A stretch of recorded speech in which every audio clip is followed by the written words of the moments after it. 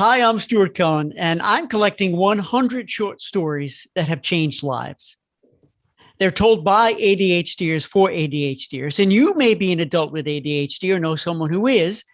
May these words of perseverance and tenacity start waves of prosperity and personal triumph. May they open our eyes and hearts to new possibilities. Welcome, everybody. My first guest is Rick Webster, CEO of RenaFi. Hi, Rick. Welcome. Hey, glad to be here, Stuart. I'm so glad you're here. It is going to be fun. And I'm going to ask a question and just shoot from the hip here. Let's say I'm in a room right now with your closest friends and family, your inner circle, and I ask them to describe Rick Webster. What would they say?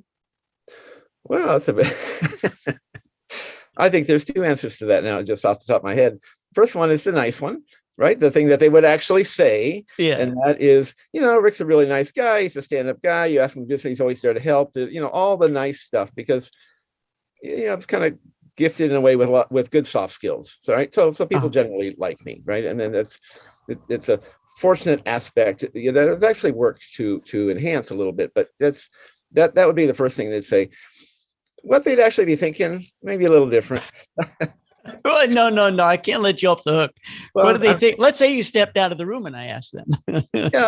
You hear things, people say things once in a while.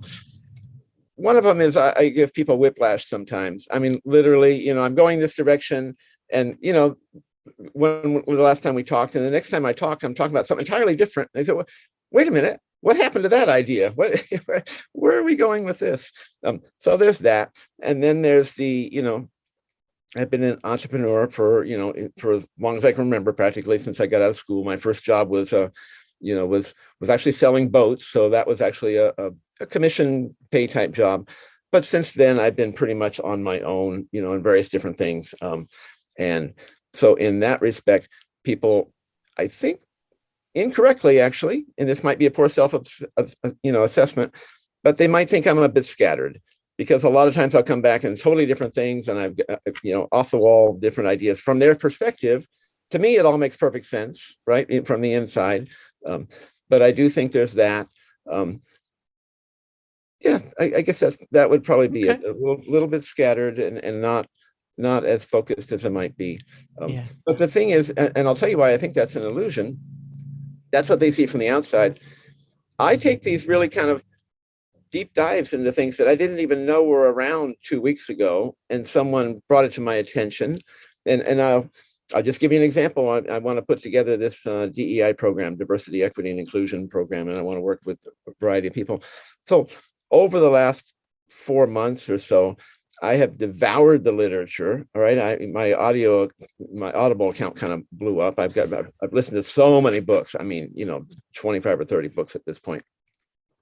And I've connected with people all over the place, that I think are professionals in this area. And it's been an incredible education, right? And I'll tell you, anybody who's kind of done this deep dive, I look back at what they taught me in high school and say, are you kidding me? They used to always tell us that the Russians were brainwashed. Well, we were. We were also. When you look at what was taught to us as history and what actually happened. But that's an example of a deep dive that I didn't even know I'd be doing 6 months from now. It got a slow roll start about 4 months ago, and then it just increased. But that's kind of what I do. And I will learn. I love learning curves, steep learning curves. There'll be something else that will come along. But the reason I don't think they're scattered is they all seem to go in one general direction, right? They all end up feeding into one bigger picture of my life and what I'm trying to accomplish. Do you credit your ADHD for that ability? Yes. And if so, what else can, in retrospect, upon reflection, once you were diagnosed with ADHD, which I'd like in a moment for you to share that moment of realization, but just off the cuff, what else do you attribute to as ADHD gifts that enable you to sometimes go places that most of us can't or don't have those skill sets?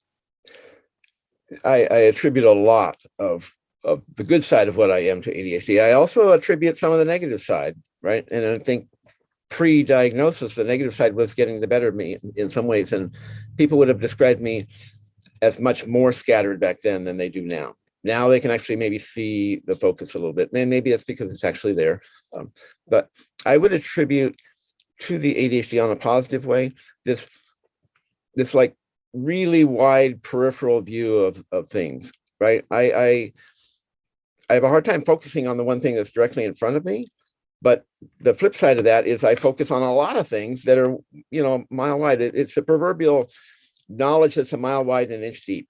That is what we are a lot of times with ADHD. And as a CEO, and I can tell you 20 to 25% of the CEOs in this country have ADHD. So it's an interesting thing because we do tend to have this mile wide knowledge base, and we hire the people who've got the PhD to take the deep dive, right? I mean, there's nothing wrong with either side of that, but we are generally not the PhD people. We're generally the jack of all trades people. Interesting. Now you work at RenaFi. Your business works primarily with entrepreneurs, not exclusively, but primarily with.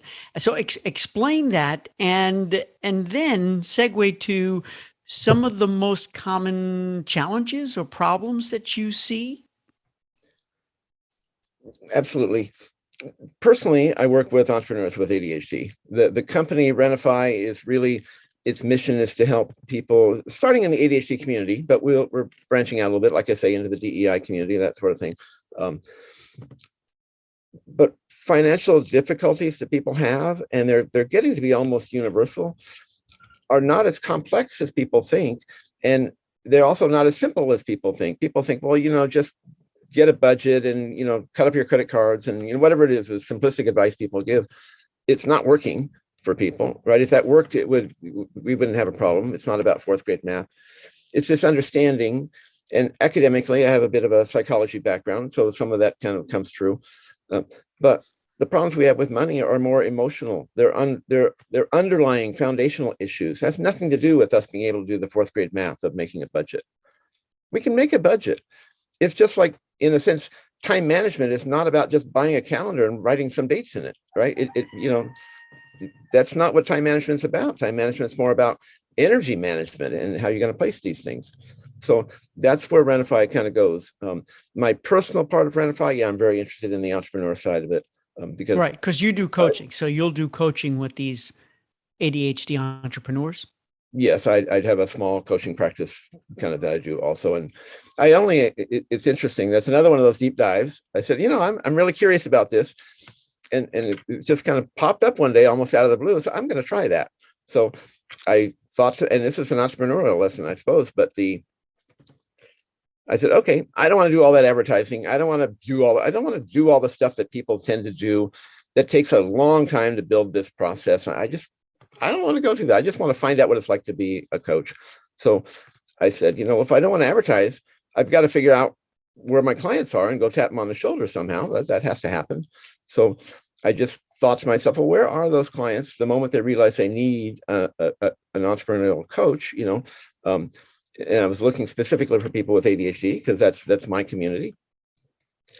And I just thought, well, thinking of my own life, they're probably sitting in a marriage and family therapist's office right now, right? And the marriage and family therapist is talking about emotions and all these relationship issues they're having when there's this big elephant in the room of the guy who's trying to build this business, and all the extra money they have is going into it, and now they owe a lot on credit cards and really impinging on the relationship. So I looked up a few of them on Google that I liked, that had a good resume type thing, that were local to me. I said, hey, how would you like to go to coffee? 2 weeks later, I had I only wanted 8 people. 2 weeks later, I had my 8 people. In fact, 2 weeks later, I was already starting to have to say, I don't have any more room. And some of those clients I've had for like 8 or 9 years, because there's 2 types of coaching. Going down a tangent here, 2 types of coaching. One of them is, I have a problem, I need a job, help me get a job, let's do that. It's one and done, right? It may take 3 or 4 months, but you go in and you do that. The clients I work with, they're climbing a ladder just like I am, right? They have a mission of some sort, they want to accomplish it. Their business is part of the way that they intend to accomplish that. And so I've had those clients for a long time. I actually consider them personal friends at this point. That's beautiful. If there was one moment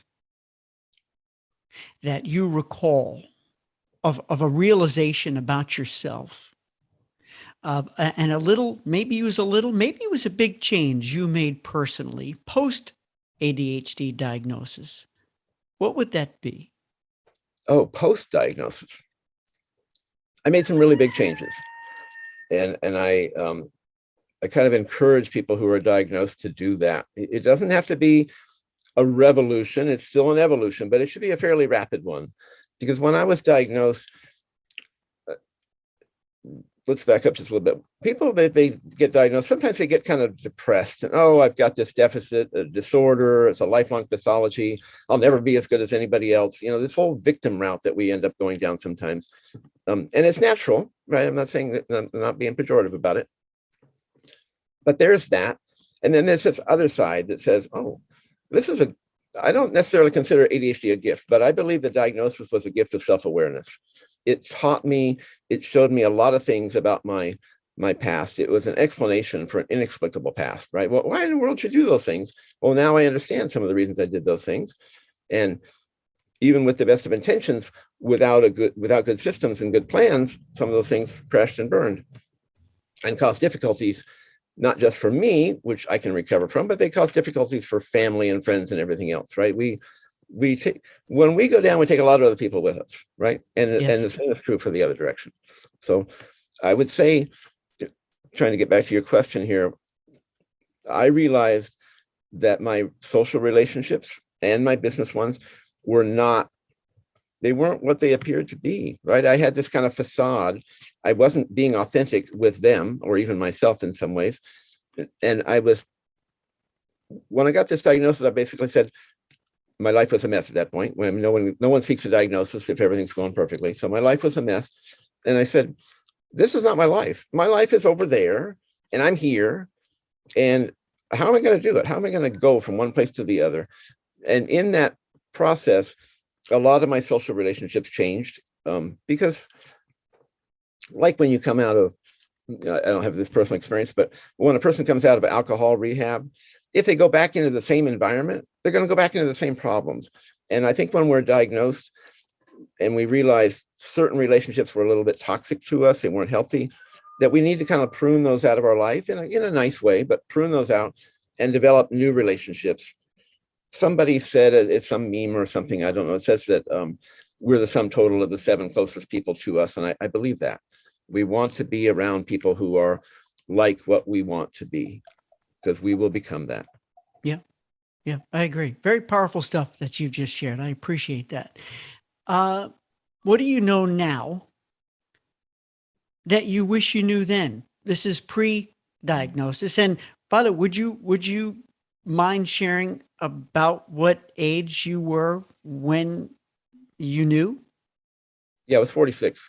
And I think in some more intuitive level, I knew something was off long before that, because my life had been this kind of roller coaster. I'd be successful and then crash and burn, and then even more successful, then crash and burn. And it was just up and down. And the swings kept getting bigger and bigger and bigger. And the last swing was the biggest of all. And it was a complete, meltdown. Not emotionally, psychologically, but structurally, right? Economically, my job, my career, all my assets, everything kind of went away. That was the challenge. What was the question? The question was, and I just took you back to a difficult place, and I appreciate you being courageous and sharing. I think a lot of people who are listening now or watching now, that resonates with, including yours truly, including Stuart, who's talking to you right now, right? That so many of us have been there. And unfortunately, sometimes we need to hit the bottom in order to bounce up. So we don't go any lower. We go nowhere but up at that point. So the question is, upon reflection, Rick, other things that you know now that you wish you knew then without having any regrets, because the diagnosis came when it should have, and you clearly made changes, you embarked on a new journey, right, of wellness and making new choices. And the reason why I asked that question, Rick, is for those watching who perhaps are newly diagnosed or are a little afraid or skittish to know for sure. They think they are, but not trying to convince them to get diagnosed. However, maybe there's something that you can share that they can know now, before they hit that bottom? Yeah, and rock bottom is an interesting concept, because I frankly, I don't believe any of us are at rock bottom until we die. I mean, that's rock bottom, right? Yeah. The concept I see now, and I see it in my coaching clients and people who've gone through RenaFi, it's you're falling through a number of layers when things aren't going correctly, right? It's a cascade of problems and you're falling through layers. It's where you catch yourself, right? Where I caught myself, I was out of work, out of the country, actually, out of, my entire life had kind of fallen apart. But I wouldn't call it rock bottom. I still had my physical health, right? My kids were doing okay. I mean, there's a big impact to my kids for all the stuff they went through, but they were healthy. My wife at the time, she was healthy. So it wasn't rock bottom in a way, because it could have been a lot worse, right? It could have been a whole lot worse. Perspective. But it was the rock bottom that I had hit. And from that perspective, exactly.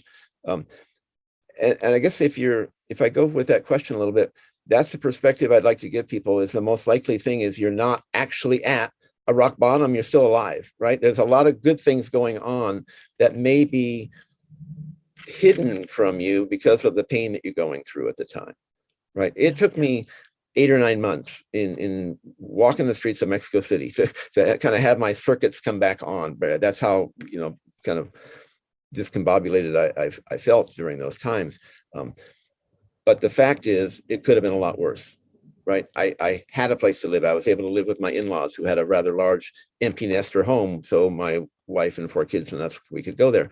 So I had a place to live. I didn't have to live under a bridge. There were a lot of things that weren't as rock bottom, right? It felt like rock bottom because my house went away. My partnership went away. My business partnership went away. I had no income. I had no career. It was pretty bad. I actually had to borrow money to buy a bunch of suitcases and take my kids and wife down to Mexico City to live with my in-laws, because I didn't have a place to live. And I might have been living under a bridge if that wasn't the case. So I guess what I'm saying is, even when it looks really dark, there's a lot of things going on that are actually good. And we need to build on those and sometimes protect those things. Let's protect what's left that's good so that we can start building back. Right. I love that. And it's really a story of hope and perspective. That's the key word, perspective, right? Is the glass half full or empty? It depends how we look at it. And we wake up every morning and we can do the same old things and get the same old results, right? That's an old cliche. Or we could try a little something new. And speaking of that, let's toggle back to the work you do and the work your team does for the RenaFi members. Based on some of the most common, obviously financial, emotional attachment, let's say, what are some of the solutions that are most common, and perhaps a solution that you share with us today might resonate with someone who's here with us now? Yeah, and I'm gonna circle back to something you said earlier. I'm gonna try and tie it in. Actually, you mentioned something about regrets, and clearly in my life, there were certain things that I would have pretty much given anything not to have gone through, right? But ironically, I don't regret those things at this point in my life, because they made me who I am, and I'm building my life the way I want to build it, and I'm using the character or whatever that came from those difficult times, right? It's not true that bad things always lead to bad things. It's not the case, right? We can grow through those different things.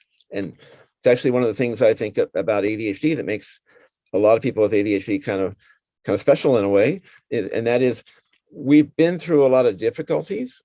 And so we become really empathetic with other people. We understand, okay, I can't see what you're going through, but I know you're going through something because I've been through invisible things too, right?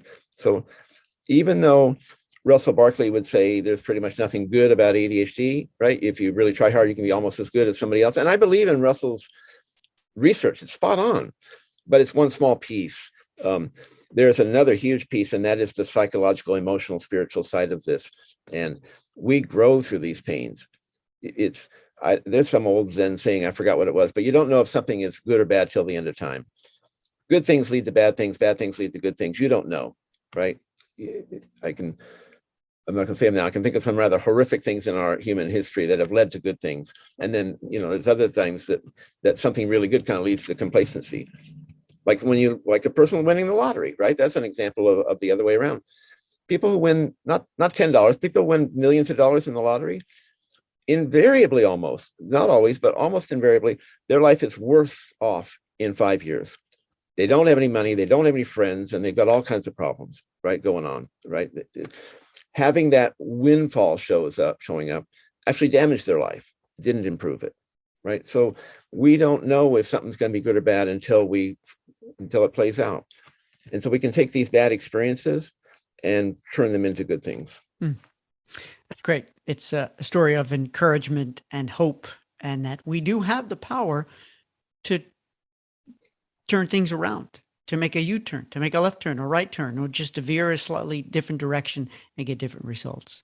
Yeah, I'm not a religious person at all, but I really like the phrase, God allows U-turns. I think that's just spot on, right? Yeah. If we're going down the wrong path, we don't have to continue down that path. It's a choice. We can turn around and go a different direction. Yeah. Is there an ADHD related, perhaps, challenge that you experience today?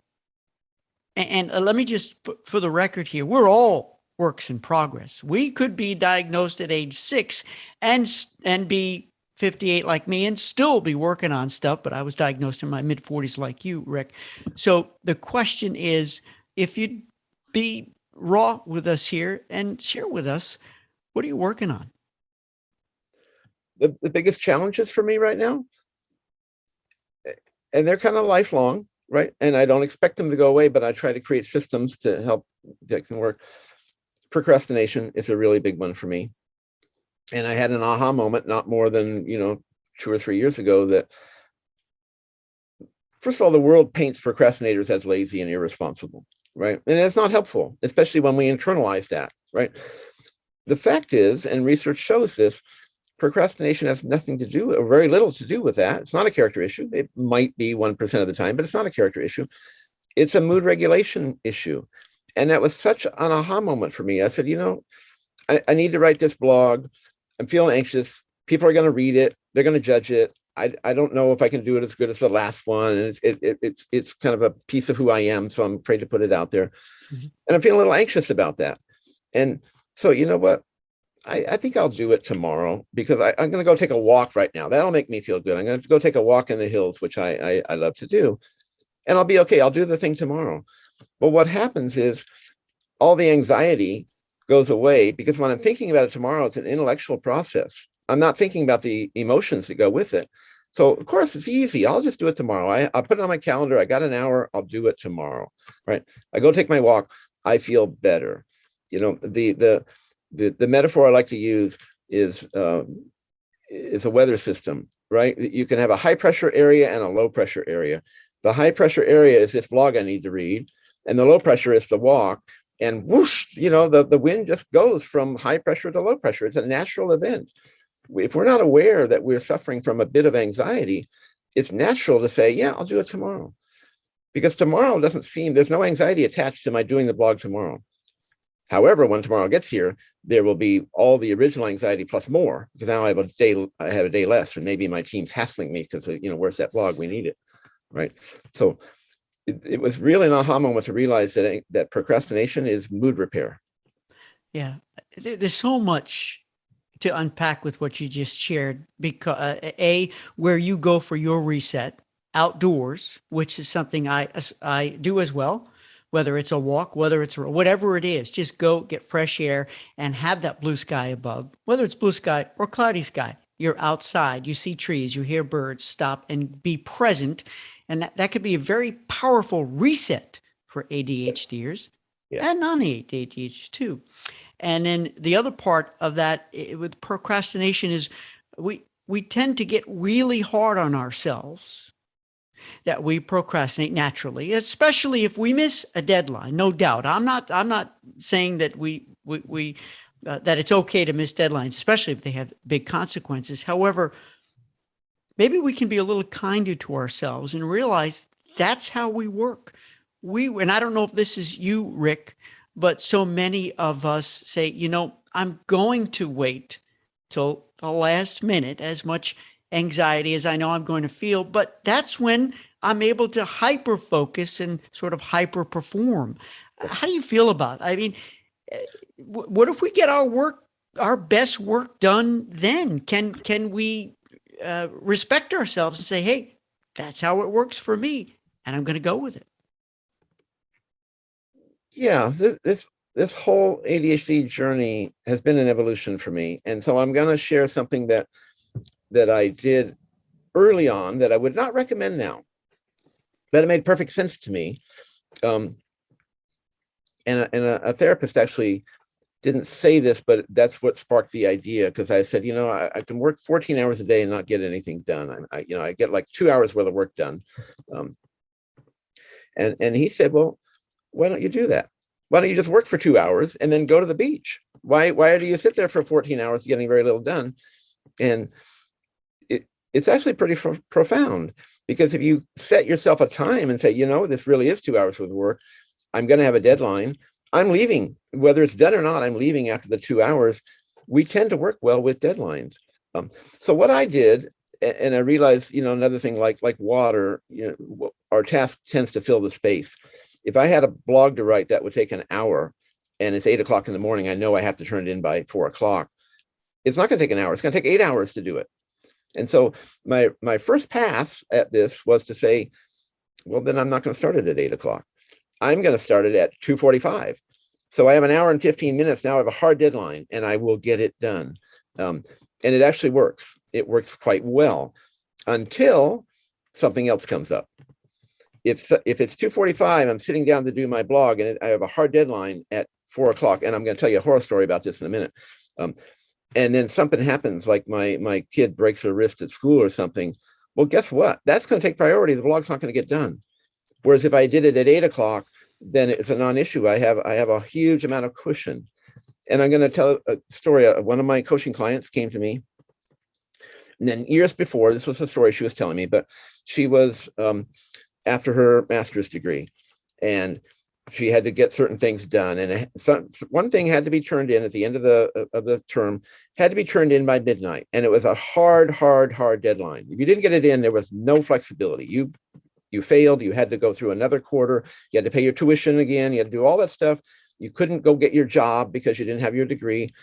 So this was a woman who is a true perfectionist. I mean, off the charts perfectionist, right? Her 90 or 80% is as good as most people's 100%, right?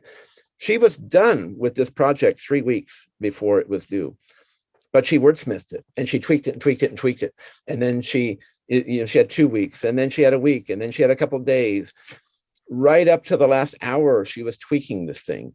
And at 11:45, she's in New York, at 11:45, she went to submit it and discovered her internet was down. She didn't have time, I guess, I don't know, back in those days, maybe she didn't have a hotspot on her phone, whatever it is, it didn't get submitted. She couldn't take the job she had lined up. She had to pay tuition again. Her whole life was delayed. And again, not the end of the world, but that's the consequence. And the upside, the thing that we talked about in coaching was, you know what, your 90% is every bit as good as 100% for most people. You need to learn the phrase, it's good enough, right? I wouldn't say that to some people. Some people are really sloppy and say, we're going to tighten this up a little bit. But for her, instead of spending, let's say a project takes 10 hours, and then she spends another 10 and another 10, so 30 hours perfecting it, and it's never going to be perfect. That's 30 hours. Well, why don't you spend 10 hours and get it to 90%, in your opinion, and then take another 10 hours, do something entirely different, and then take another 10 hours, do something entirely different. Now you got 3 things done at 90%. That's like 270% in some way, right? So in a way, she's getting 3 times as much done. There's a tremendous opportunity cost to perfectionism. And that's true. When she saw that, it helped her release some of the perfectionism. We're taught perfectionism in school. Oh, you've only got a 98 on your test. Well, wow, you have some improvement to do here. I don't buy that. I think, obviously, if we're making O-rings for the space shuttle, we got to get it right. Most things, if you make a mistake, you can make a U-turn, you can change it, you can do it differently. Another one of my little mantras to myself is more decisions faster. I want to make a decision, get it off my plate. All the little stuff, I want it off my plate. If I make a few mistakes, I fix them, but I don't want to make the big mistakes. Right. So if I'm concentrating on all the little stuff that's not that important, I don't have the bandwidth for the big stuff. Yeah. I appreciate it. There's so much good stuff in what you just shared. Especially, it resonates with me. I have many clients who have a hard time writing. They love writing. They're beautiful writers, and they'll sit there with pen in hand and perseverate. How does it start? And then when they get it done, right, they'll do exactly as the story you just shared, go back and wordsmith, which I'm guilty of as well. And before you know it, what you wrote the first time was perfect, was beautiful from the heart. That's another subject to unpack. Maybe we have an ADHDer out there who has a story to share about writing a book or writing a paper, especially if they were able to achieve something big, graduate from university, get a degree, and or write a book, get it published. Yeah. I have a question for you that I know you run this organization, RenaFi, as CEO. I know that you have some personal one-on-one coaching clients. I also know that you do a lot of work with other organizations. Tell us what else you do. You've got busy days. I have hyperactive version. and I can't resist. I have to correct this popular myth. We don't outgrow ADHD, right? There's this myth that 50% of the people outgrow it. It's not true.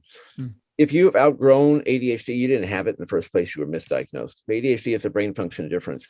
It's like I'm not going to outgrow being 6 feet tall. I'm not going to outgrow that, right? I might shrink back from it, but I'm not going to outgrow it. It's part of who I am. ADHD is a neurological brain function difference. We don't outgrow it. What we do is we develop good coping skills so it doesn't impact us that much. And so that's where the people who are doing well with it have developed good coping skills. And that's really kind of lost track of your question a little bit, but that's where I'm going with RenaFi. That's where I go with my coaching. That's where I go with practically everything. So we can develop good skills. You work with at least one other organization, and if you don't mind, if it's okay, mention it, because what you share may also end up becoming a great resource for ADHDers. They may not be aware of how many organizations are out there that are built to support us. Yes, I'm going to give you the short and long answer to that, because this is going to sound like a promotion, and I don't mean it to be, but we're developing up a quick start program for people with ADHD, because I know when I was diagnosed, okay, here's your diagnosis, here's some medication, come back in 3 weeks, tell us how it's working. Where do you go with that, right? Where do you go with that? So I didn't know hardly anything about any of these organizations. Fortunately, one of the little classes they gave at Kaiser, that's the HMO I belong to, they did this like 6 week, once a day for 6 weeks, or whatever it is, six episodes for 6 weeks. This program where they taught us certain things about what ADHD was like and all that. And I got connected to an organization called CHAD very early on. I mean, in fact, before I was diagnosed, I took the inventory. I'll tell you, this stuff gets really emotional sometimes. The woman looked at it and I was saying, well, can I go to that thing? And she said, yeah, you can go. Just from looking at my inventory. Wow. I remember that just brought up, so. Yeah. So anyway, so I went to a CHAD group, which is Children and Adults with Hyperactivity. It's a nonprofit based in Maryland. They do a lot of advocacy work, which is why they're outside of DC. Really good organization. And I began attending some support clinics. They call them support groups. So I attended those. Long story, but started participating. And then one of their facilitators in San Francisco, which is not too far from me, wanted to move. And I'd been attending her group also. And so I took over, I started facilitating that. And then the one I was actually going to in Walnut Creek, which is nearer to me, she wanted to retire. So I took over that one. It's just like the standard ADHD thing. Yeah, I can do it. We volunteer for all this stuff. But I will say, we talk about what's healthy for a person with ADHD. volunteering can be one of the healthiest things possible. We need to get out of our own little world and get out into a much bigger world. Depression is a factor of spiraling down into ourselves, right? And the antidote to depression is to spiral up and out of ourselves and talk to people and be with people and do things. It's hard to be depressed if you're out in the world. I mean, you can be, but it's harder. It's easier to get even worse case of depression when you just stay home and, just mope around and not do anything. I'm not making light of it. It's a serious issue and people should get proper, therapy and medication for it. But part of the resolution to it is to get out of ourselves. And that was huge for me. I met so many people. I mean, that was 20 something years ago. I've met thousands of people with ADHD at this point. And that's one of the things about ADHD. I mean, we have no trouble talking to people. Sometimes we have trouble listening, but we have no trouble talking to them. But I learned so much stuff, from my community. Yeah, it's my tribe. Yeah, volunteering is very powerful. I have a couple of personal stories about that too. That is one of those things in life, and so if this is resonating with somebody who's watching right now, that maybe you've always said, "Oh, I want to volunteer. I should," or and it shouldn't be a should thing. Let it be a I want to. I have that desire, and it's something that you don't necessarily go around and brag about. You just do it because it's very fulfilling, more fulfilling to the people you're helping and volunteering for. And I did that some years ago here in Memphis, and it changed my life when I gave my time to these men. So I highly recommend it, and I thank you for bringing that up. Yeah, and so I want to unpack quite a bit of that, actually. It's fascinating stuff and pretty profound.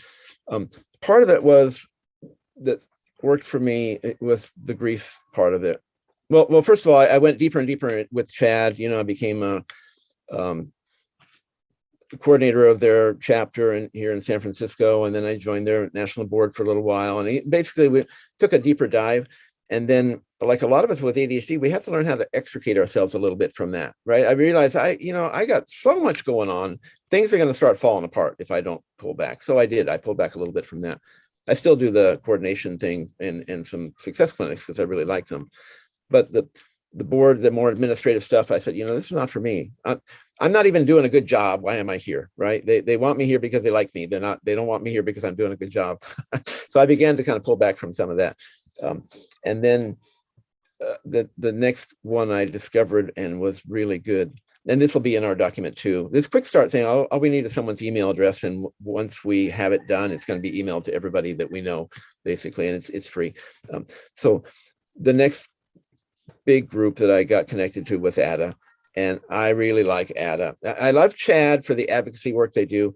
ADA is a person to person, and that's what I do. I talk about this with some other people. I'm not an attorney, I'm not a politician. I don't deal with big structural stuff. I deal with people one at a time. That's my life, right? That's my place in the world. So with ADA, they have these support clinics that are on. Everything is online with them. They have 25 to 30 different success clinics for various different things. I talk at their Money Matters once a month.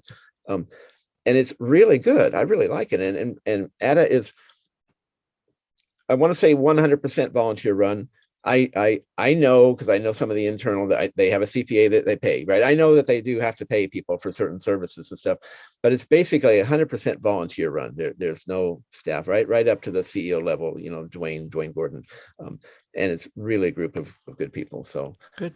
So That's I would, great. In terms of this quick, when you get diagnosed, those are two organizations that are very well worth getting in. You'll be in the community, and they're cheap. I think they're $50 a year. Yeah. It's a rounding error on your annual income. I know people say, well, no, $50, I need to buy my groceries. But the fact is, if you can pencil that in somewhere if you look at your annual income, $50 is a couple decimal points to the right. It's just not there. Yeah. Yeah. And the support and the community, the value, it's hard to put a price tag on that. So it's really an investment in ourselves personally. And is there a book? I want to talk about grief for a minute, because I believe that I deal a lot with late diagnosed adults, and because I am one, right, I get it. So there's a grief process that we will all go through almost inevitably, because we kind of grieve for the life that could have been and should have been and would have been if only we had known, right? There's all this kind of regret stuff that comes up. And I think we all have to work through that in some ways. But what I wanted to say about that grief process, not only is there a light at the end of the tunnel, and I think they commonly call it acceptance, but I believe there's another step after that. And you see that in Alcoholics Anonymous or not. That's where sponsors come from. They've worked their way through and now they're giving back. And I think that's where volunteering comes in. It's really super healthy. You're obviously helping people in the greater world, but it's super healthy for you inside. Instead of thinking about yourself all the time, you're thinking about someone who is coming behind you. Powerful stuff. I want to let that sit out there and marinate for everyone to hear. That's when we step outside of ourselves and think of others, and we can be generous with our attention, generous with our time, generous with our affection. And so many of us are empaths, right? We feel them. We take on their stuff sometimes. What a gift we're giving to the people around us in our inner circle, and the people you meet on the street too. Giving them a smile is big. And we're actually giving ourselves the biggest gift of all, right? Because now we can look in the mirror and actually like who we are. Yes. Beautiful. And I think that's crucial. If we can't, it does damage. You know, there's another, I don't know how this is phrased, but it's just a truism. You cannot do damage to someone else without doing damage to yourself. I don't care. Yeah, you will tarnish your conscience and your moral compass. You cannot do damage to someone and not damage yourself. It's just a truism. And the opposite is true too. When you help other people, you're actually helping your own spiritual self. Yeah. Well said. Beautiful.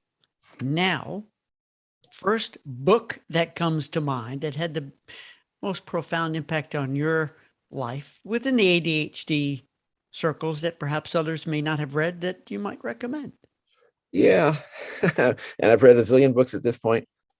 I say read because, let's get into that a minute later, but bring that up for me again.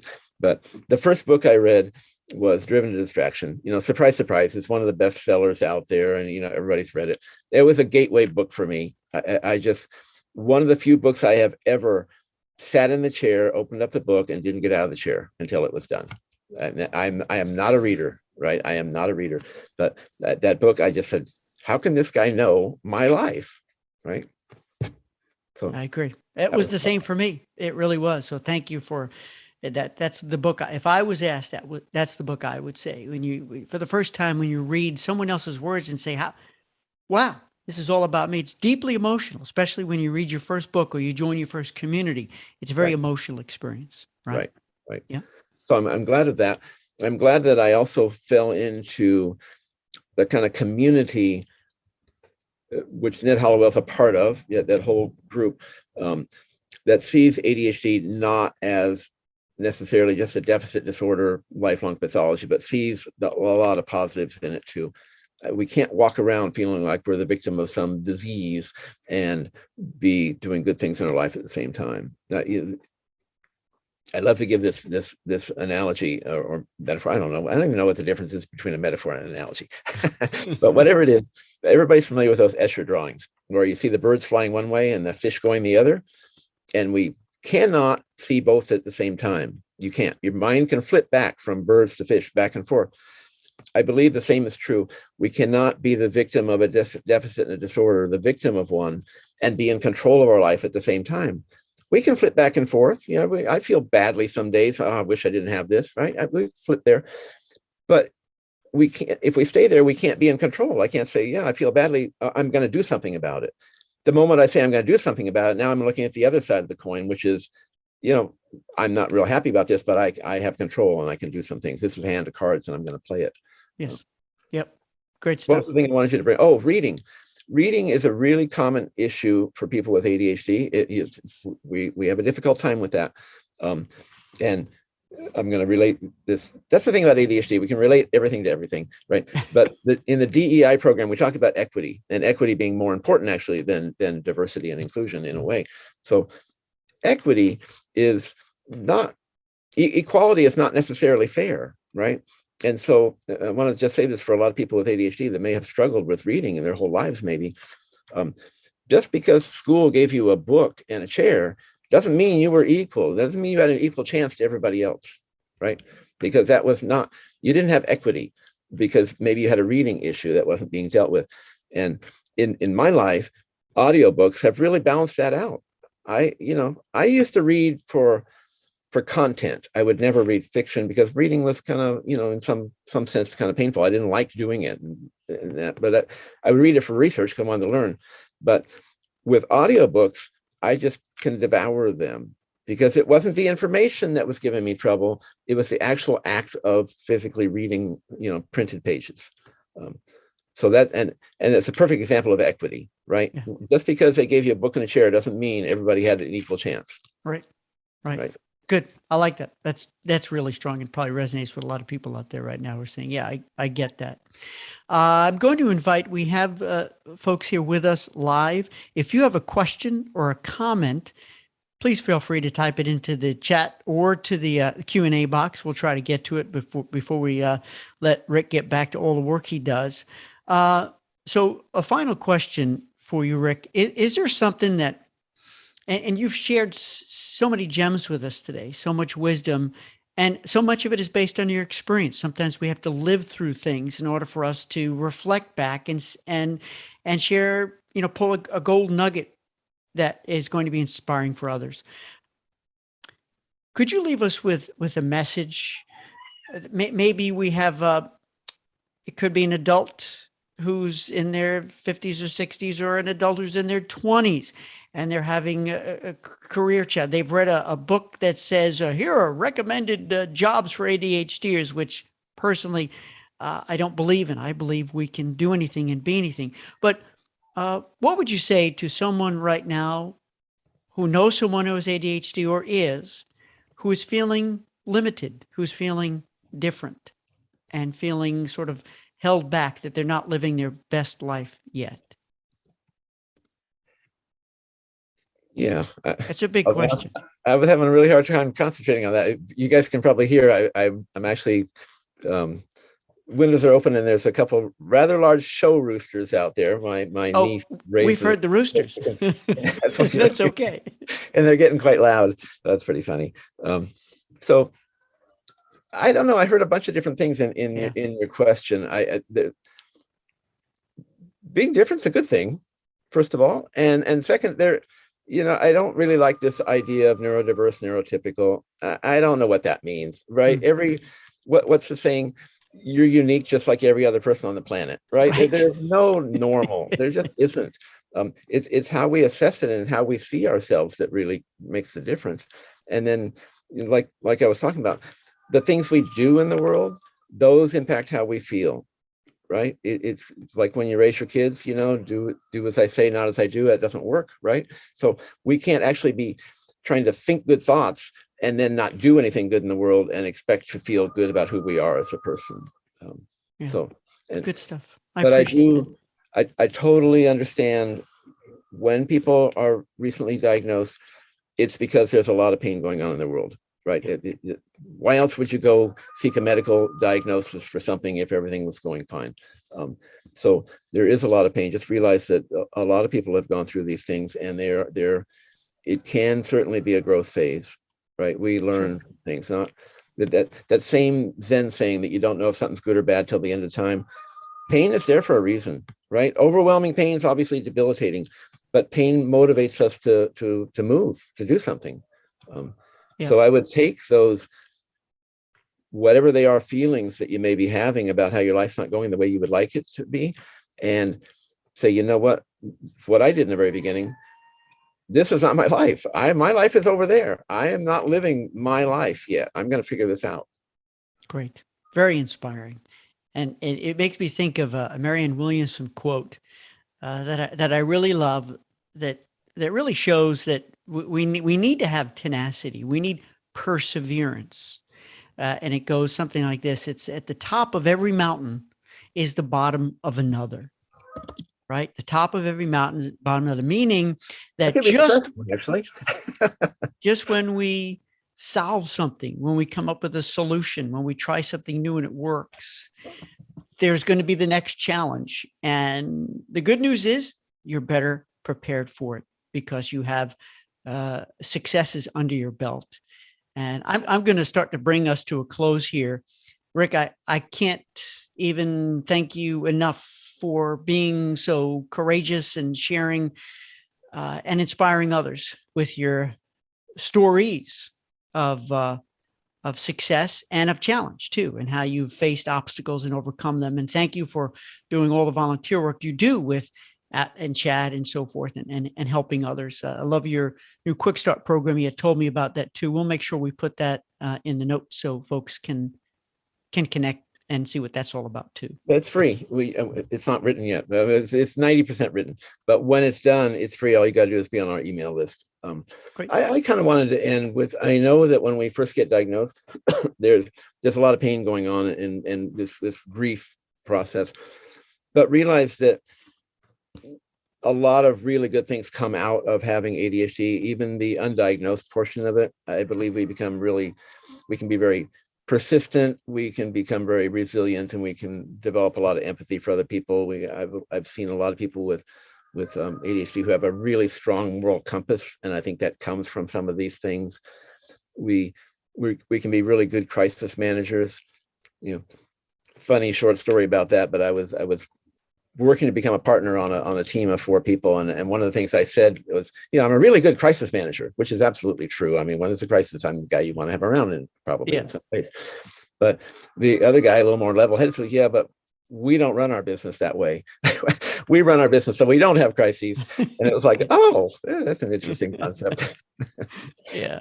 But yeah, I think there's a lot of good in ADHD that may not be developmentally because of it, but it develops out of having it, right? These are more psychiatric issues that develop from it. The last thing, it's just been bugging me for the last 10 minutes.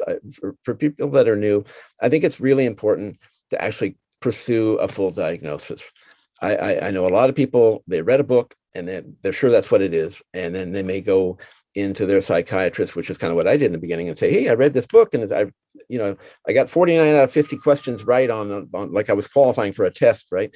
With Ned Hollowell's book. Right. And so then you've done the psychiatrist's homework for them and they say, oh, okay, let's give you some medication and you go on your way. I think it's really important not to do the psychiatrist's homework for them. Go in, tell them your symptoms. Don't be invested in achieving a certain diagnosis. It's not a test, right? It's not a test that you're trying to pass. Let's put it that way. You really want the truth. And if it's repeated, it's said that 30% of people who think they have ADHD actually have sleep apnea, and they don't have ADHD. And if you have sleep apnea and you're treating it with a strong stimulant, it's probably not going to work out, right? So it's really important. And it's a silly example, but it's really true. It's really important. And that doesn't mean ADHD does come with sleep disorder issues as well. So there is an overlap there. But anyway, I would encourage someone to pursue a complete diagnosis, which should include an actual physical and a variety of things. Pursue that. Yes. And then you know what you're dealing with. And then you can't deal with problems if you don't understand what they are. So you want an accurate diagnosis. Yep. That's terrific. Get to know yourself. Who are you? Understand why.